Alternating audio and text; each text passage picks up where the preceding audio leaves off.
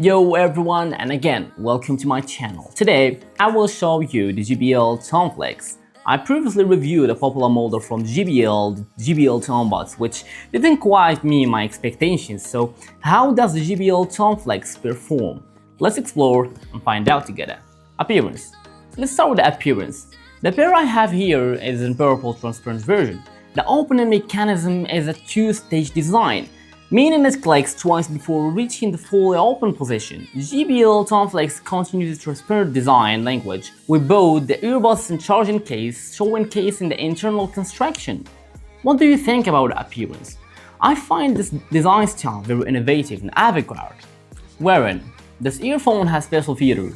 It can switch between semi-in-ear and ear style by changing the ear tips. Semi-in-ear wear provides greater comfort, while in-ear style offers better sound quality and noise cancellation performance. Battery life. ANC of volume 50%, single charge 8 hours with charging case 24 hours.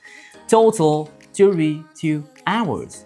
ANC on volume 50%, single charge 6 hours with charging case 18 hours.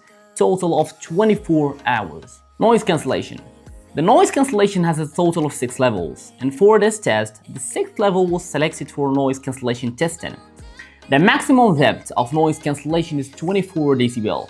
On average, the depth of noise cancellation is 13 dB for low frequencies, 11 dB for mid frequencies, and 12 dB for high frequencies.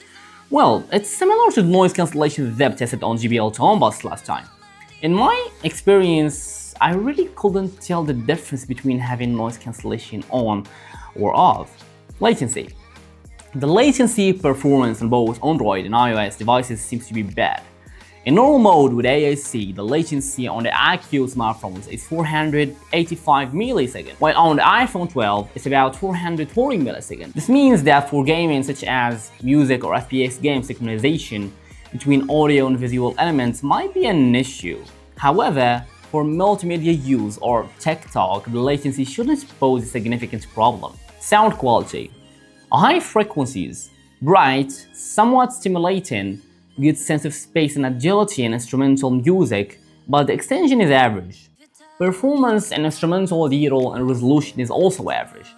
Mid frequencies. Good control of sibilance, vocals are positioned appropriately. Excellent separation of instrument with clear imaging, good detail retrieval, even breath sound and vocals are audible. Low frequencies. Slightly elevated bass, sufficient depth but slow and rebound. While listening to percussion-heavy music, it may feel somewhat dull. Overall, the sound is well suited for listening to pop vocals, providing a full sense of atmosphere and immersion. If you enjoy lively and eager music styles, this model should suit you well. However, it has a heavy coloration, so it might not be suitable for those who prefer a more neutral sound signature.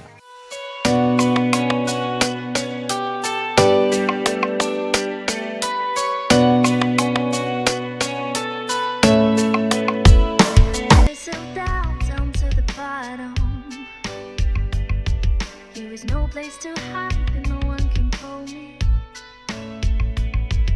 My name is so dirty, call me dirty girl. You made me a symbol, so I'm on my own. Falling apart, there's stopping to lose. I'm clumsy and not you call me a loser. La la la la la la la la la la la la la la. I swear you can call me a loser.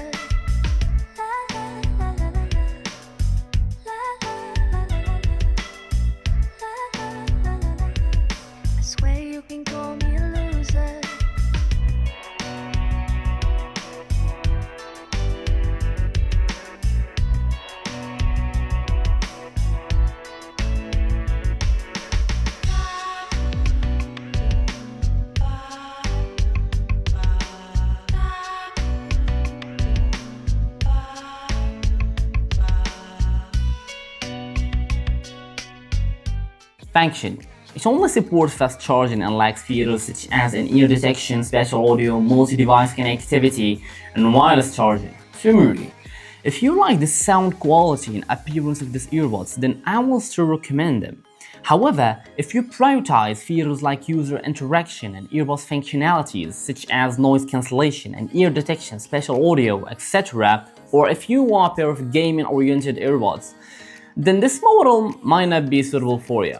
Personally, if I were about to spend $100, I would prefer to buy the OnePlus Buds Pro 2, Huawei FreeBuds 5i, or Samsung Galaxy Buds Pro 2. These products offer greater practicality for me, but it ultimately depends on individual preference. Alright, that concludes this video.